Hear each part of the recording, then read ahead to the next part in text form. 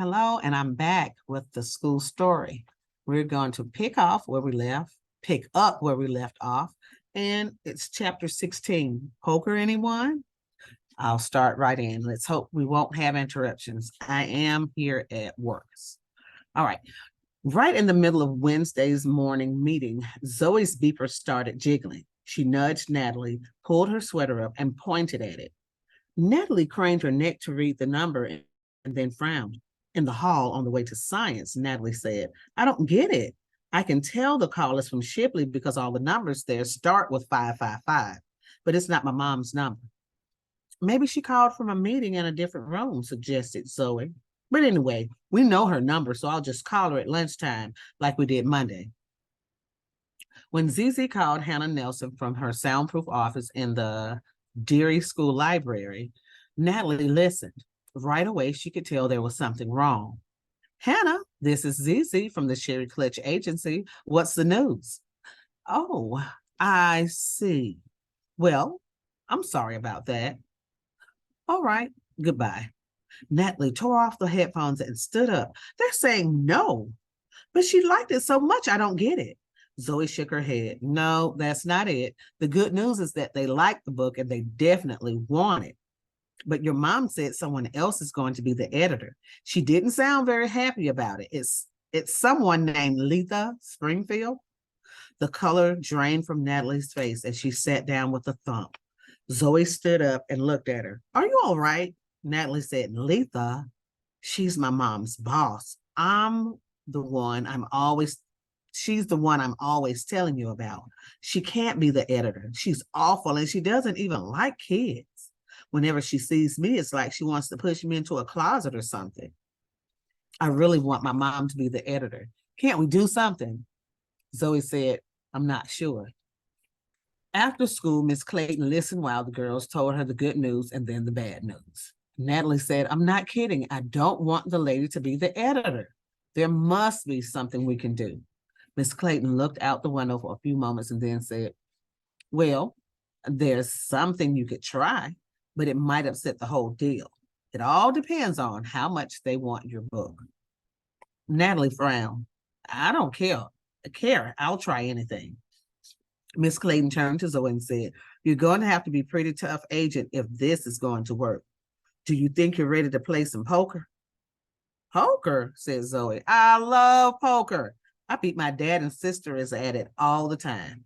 Miss Clayton smiled wryly, looking from Zoe to Natalie and said, why am I not surprised?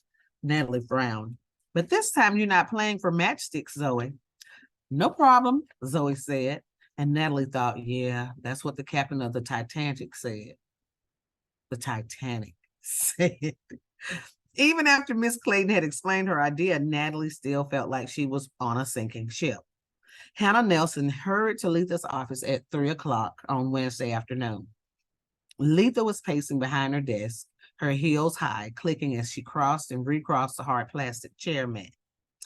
Hannah said, what's up? Letha stopped, faced toward the windows, her back to Hannah. Turning around, she grabbed the high back of her gray leather desk chair, her fingernails digging into the padding. The nerve of that woman, talking to me that way, giving me an ultimatum. Unbelievable. Tell me, did you make some sort of promise to her? Think very, very carefully before you answer me. Hannah was confused. Promise? To whom? To that woman, stormed Letha. ZZ, the agent from the loony bin. That's who. What did you tell her about the manuscript? Hannah gulped. Letha was never a picnic to work for, but when she was like this, things got broken. Things like bases and computers and careers. I didn't say anything about anything out of the ordinary. I told her the manuscript had promise and that we wanted to think about it. I asked her not to send it anywhere else until we got to her today. And that's all. There was a threat in Letha's voice, lurking below the shrill surface. Hannah met Letha's glare without blinking.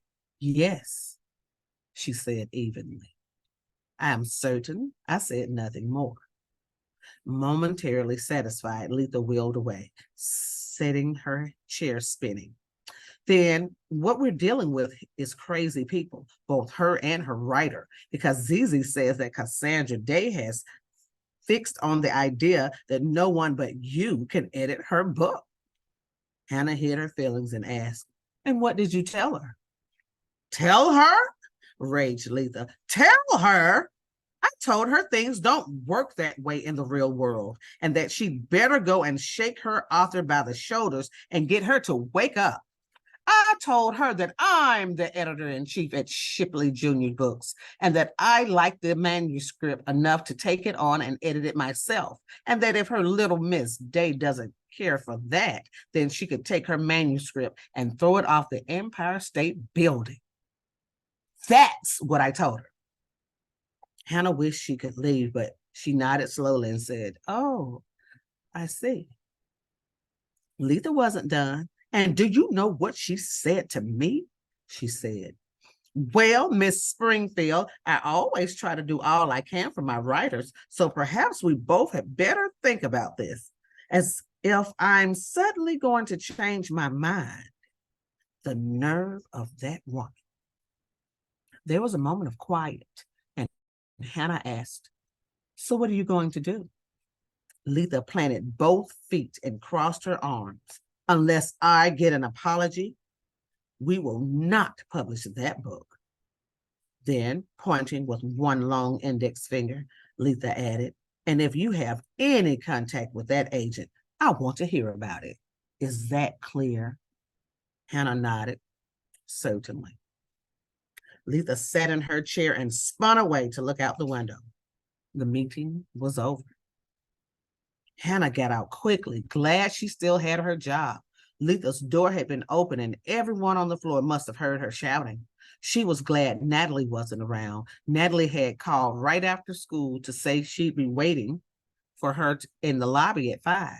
Hannah was suddenly desperate for a candy bar, so she walked to the elevator and headed toward the employee snack room on the 15th floor. 4 minutes and one Hershey bar later, Hannah sat alone at a small round table, feeling sorry for herself. She would have loved to edit that book, and she felt sorry for the author. It was a bad break. This could delay the publication of the book for at least 6 months, maybe more, maybe forever.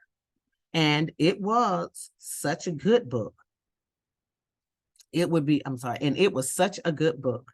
It would be a gain for some other publishing house and a loss for Shipley. But most of all, Hannah felt sorry for Zizi. Hannah was puzzled. Zizi had seemed so smart, so capable, but now it appeared very likely that Zizi was about to get run over by a steamroller. Hannah had thought that everybody in the New York publishing world knew about Letha Springfield. Letha was the wrong person to have for an enemy. And by the time someone figured that out, it was usually too late. Natalie knew why her mom was so silent and tense on the cab to the Port Authority bus terminal Wednesday evening. Once they boarded and the bus was heading down the ramp toward the Lincoln Tunnel, Hannah Nelson settled back in her seat and let out a deep sigh.